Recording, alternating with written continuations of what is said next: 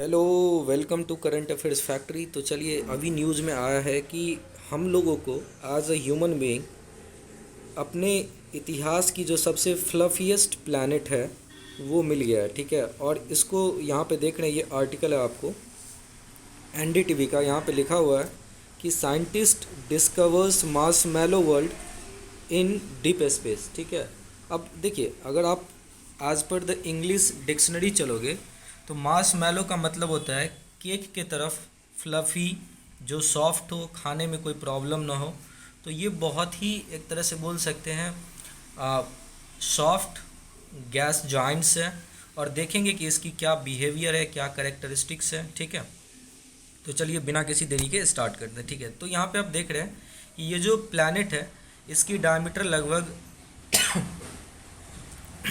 Sorry 1,50,000 kilometre है, और जो कि हमारे पृथ्वी से बहुत ज़्यादा, और यहाँ तक कि हमारे सोलर सिस्टम इतना बड़ा किसी का प्लैनेट नहीं है। एंड हेंस ये जो प्लैनेट है ये एक्सो प्लैनेट है, और आगे हम लोग देखेंगे कि एक्चुअली एक्सो प्लैनेट क्या होता है और कितने टाइप्स के होते हैं।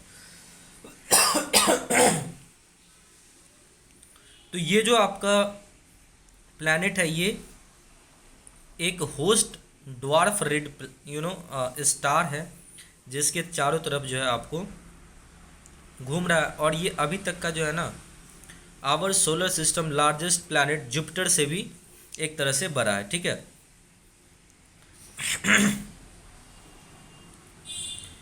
तो ये एक गैस जायंट प्लैनेट है जिसकी डेंसिटी जो है ना एक तरह से बोल सकते हो कम है। ठीक है, हमारा जो सबसे बड़ा आप बोल सकते हो प्लैनेट है जुपिटर उससे, और ये ऑर्बिटिंग कर रहा है a cool red dwarf star जो पृथ्वी से लगभग 580 लाइट ईयर्स अबे है। तो इसका नाम दिया गया है, जो टेक्निकल नेम है, साइंटिफिक कम्युनिटी ने नेम दिया है ऐसा, दैट इज़ TOI 3757b, और ये फ्लफीएस्ट एवर है। आपको मैं बता दूं कि ये सारी चीज़ें जो है ना national science foundation that is Noire lab, एक ग्लोबल रिसर्च एस्ट्रोनॉमिकल ऑब्जर्वेशन है जो कुछ टेलीस्कोप यूज करता है। तो उसी में ये सारी चीज़ें जो है यहाँ पे पता चला। अगर आप देखोगे ना तो ये लगभग जो ये होस्ट स्टार है, जो ये रेड ड्वार्फ प्लैनेट है जिसके चारों तरफ ये प्लैनेट TOI 3757b जो घूम रहा है, ये लगभग एक बार घूम जाता है 3.5 डेज में। जैसे अगर आप देखो हमारे सन के चारों तरफ जो अर्थ है वो 24 आवर्स में एक बार घूम जाता है, तो उसी तरीके से इस पार्टिकुलर जो होस्ट स्टार है उसके चारों तरफ 3.5 डेज में घूम जाता है। और इसकी जो डेंसिटी है, जैसे यहाँ पे आप देख रहे हैं, 0.27 ग्राम पर क्यूबिक है। मतलब अगर आप इसको एक बाथ टब में डुबो दे, पानी से भरा हुआ बाथ टब में, तो फिर ये क्या करेगा, आपको फ्लोट करने लगेगा, ऊपर आकर के तैरने लगेगा, इतना ये ईजी है। अब पॉइंट ये होता है यहाँ पे कि भाई इतना हल्का प्लैनेट का निर्माण कैसे हुआ। उससे पहले जान लेते हैं कि ये जो रेड डॉर्फ एक गैसियस इंड होता हुआ स्टार है, वो स्मॉलेस्ट एंड डिमेस्ट स्टार है that converts hydrogen into helium in their course at a steady rate. Steady rate मतलब फिक्स रेट पे धीरे धीरे धीरे धीरे कम हो रहा है, और एक टाइम क्या होगा, ये डिस्ट्रॉय हो जाएगा, कोलैप्स करके एक बन जाएगा बहुत छोटा सा प्लैनेट के फॉर्म में, और जो कि कूलर देन सन है।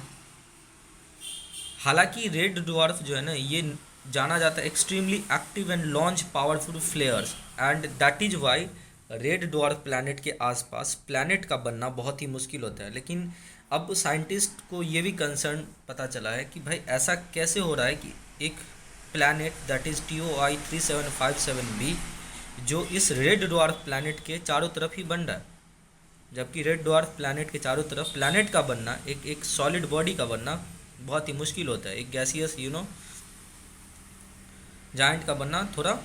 बट ये तो आपका जो स्पेस है वो क्या है, इनफाइनाइट है, यहाँ पे तो सब कुछ नोन है नहीं। तो ऐसा माना जाता है कि अनलाइक अर्थ, क्योंकि अर्थ के कोर में आपको आयरन है जिसकी डेंसिटी बहुत ज़्यादा होती है, तो there may be some another substances which has very less density और बहुत हल्का होगा, तो उन चीज़ों से मिल करके जो है ये पार्टिकुलर जाइंट प्लैनेट जो है ना बना होगा।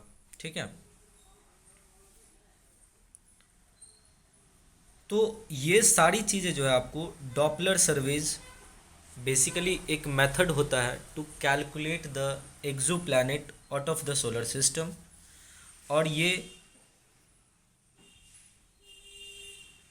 उसके थ्रू ही जो है ना यहाँ पे फाइंड किया गया। हालांकि इतना ज़्यादा कोई सैम्पल्स नहीं मिला है कि अच्छे से पता चल पाए कि आखिर ये जो प्लैनेट है वो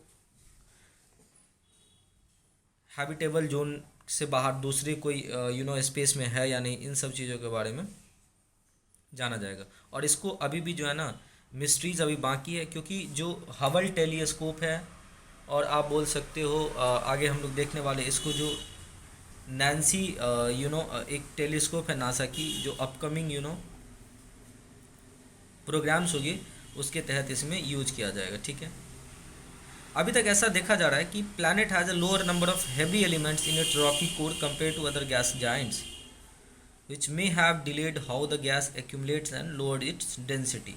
और मतलब ये रीजन्स है, मतलब अगर आप देखोगे ना कि यहाँ पे है कि ये नहीं पता कि ये जो पार्टिकुलर प्लैनेट है TOI 3757b कि इतना बड़ा क्यों हो गया है इवन रेड डॉर्फ प्लैनेट के। लेकिन साइंटिस्ट कम्युनिटी दो रीजन बताया है मेन फैक्टर, कि ऐसा हो सकता है कि lower number of heavy elements हो in its rocky core compare to other gas giants, जिससे क्या होगा कि डिलेड हो जाता है कि गैस, क्योंकि गैस का एक्यूमुलेशन जो है ना बहुत देरी से होता है as compare to the solid, because solid के पास वेट होता है तो जो कोलैप्स करके सब एक्यूमुलेट कर जाता है। और दूसरा रीजन ये बता रहा है कि प्लैनेट स्लाइटली इलिप्टिकल ऑर्बिट्स में क्या कर रहा होगा, सब्सटैंशियल एक्सेस हीटिंग के साथ जो है ना वो ब्लोट कर रहा होगा एक तरह। ठीक है, प्लैनेट एटमॉस्फेयर टू ब्लोट, मतलब it could be that the planet slightly elliptical orbits results in substantial excess heating that can cause the planet atmosphere to bloat. तो इधर उधर वो भागने में जो है सक्षम होगा। ठीक है, और इन सब चीज़ों का जो पर्दा अब नासा खोलेगी, क्योंकि जो जेम्स वेब स्पेस टेलीस्कोप है वो पूरे तरीके से फंक्शन करने के लिए जो है ना तैयार है। और अभी जिस पार्टिकुलर नैन्सी टेलीस्कोप की बात किया जा रहा था नासा, उन्होंने इसको क्या किया, एक तरह से थोड़े पोस्टपोन कर दिया, क्योंकि उनका जो मेन मोटो है वो हबल टेलीस्कोप को रिप्लेस करने के बाद जो जेम्स वेब स्पेस टेलीस्कोप है उस पर फोकस जा रहा है। ठीक है, तो आप यहाँ पे देख सकते हो। अब यहाँ पे इम्पॉर्टेंट क्या है कि ये जो एक्सो प्लैनेट्स है वो होता क्या है। तो देखो, एक्सो प्लैनेट्स को हम एक्स्ट्रा सोलर प्लैनेट भी बोलते हैं, क्योंकि ये हमारे सोलर सिस्टम से बाहर होता है। और 1917 में फर्स्ट पॉसिबल एविडेंस मिला था एक्सो प्लैनेट का, बट उसको रिकॉग्नाइज नहीं किया गया। तो जो फर्स्ट डिटेक्शन जो कंफर्म किया गया था 1992 में, वो अर्लियर 1988 में जो है ना कंफर्म किया गया, और फाइनली 2003 में ऐसा बताया गया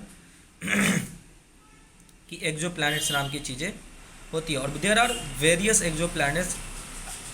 2022 के 1 अक्टूबर तक अगर देखें तो लगभग 5197, लगभग 5200 के आसपास कंफर्म्ड एक्सो प्लैनेट्स है, जिसमें से 3833 प्लानिटरी सिस्टम है और 840 जो है ना having more than one planets. आप यहाँ पे देख रहे हैं कि ये जो तीन अलाइंड है, यहाँ पे मैं आपको यहाँ पे दिखाना चाहता हूँ, ये जो आप देख रहे हैं ये अलाइंड जो है ना, इधर आगे तक जो एक और प्लैनेट्स है ये सब एक्सो प्लैनेट्स है। और बीच में जो येलो कलर का आप देख रहे हैं वो एक गैस जाइंट्स रेड डॉर्फ सन है, तो उसके चारों तरफ ये घूम रहा है। अभी तक का अगर लिस्ट मैसिव अगर एक्सो प्लैनेट की बात करोगे तो वो ड्रॉगर है, एग्जाम पर्सपेक्टिव से याद रखिएगा, जिसको PSR B1257 प्लस 12A और PSR B1257 प्लस 12B के नाम से भी जाना जाता है। और ये छोटा एक्सो प्लैनेट है, फिर भी ये इसका मास जो है ना twice the mass of moon है। जबकि मोस्ट मैसिव एक्सो प्लैनेट्स की बात करोगे तो NASA exoplanet archive is HR2562b है। ठीक है, और फ्लफी तो आपको पता होगा, अभी पता चल गया है। ठीक है, कि 3757b। और ये जो HR2562b है, इसकी जो मास है that is 30 times the Jupiter.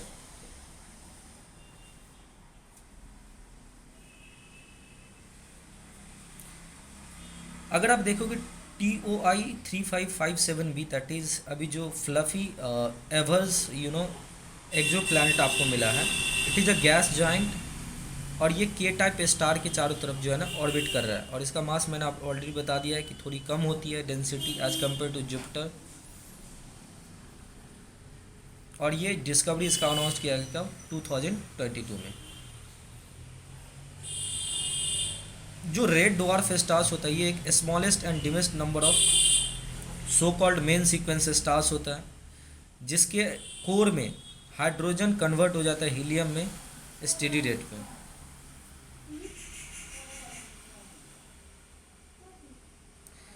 अगर आप देखोगे तो अभी तक जितने भी एक्सो प्लैनेट्स का डिस्कवरी हुआ तो वो मोस्ट ऑफ हमारे मिल्की वे में हुआ है। और इसमें जो है ना नासा की केपलर स्पेस टेलीस्कोप बहुत इंपॉर्टेंट योगदान निभाया है। ठीक है, अगर आप देखोगे कि एक्सो प्लैनेट्स का कैटेगराइजेशन, तो ये मोस्टली दो फैक्टर पे डिपेंड करता है, that is diameter and weight. तो कुछ आपको एक्सो प्लैनेट्स ऐसे मिलेंगे जिसका कॉम्पोजिशन जो है ना रॉकी नेचर में होता है, बहुत ज़्यादा रॉक्स होते हैं जैसे अर्थ एंड विनस के तरह। और कुछ गैस रिच होते हैं जैसे अभी आपको जुपिटर और सैटर्न की तरह जो 3757b मिला है। ठीक है, ये मेडअप होते हैं elements similar to those of the planets in our solar system, but their mixes of those elements में डिफर। कुछ ऐसे भी एक्सो प्लैनेट्स मिलेंगे जो वाटर और आइस से डोमिनेटेड होते हैं, कुछ ऐसे मिलेंगे जहाँ पे केवल आयरन और कार्बन भी मिलेंगे।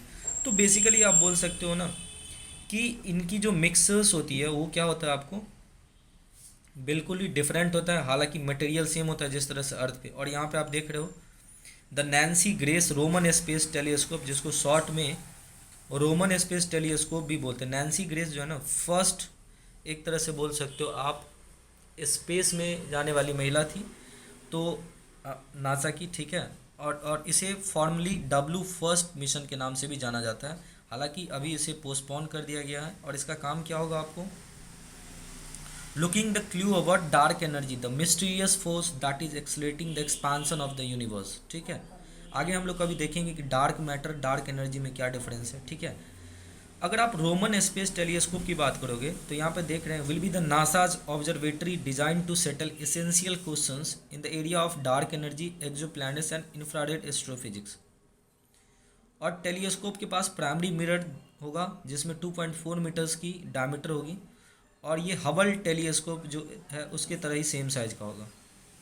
इसमें 2 इंस्ट्रूमेंट होंगे, एक तो होगा wild field instrument and the technology demonstrator coronagraphy instrument.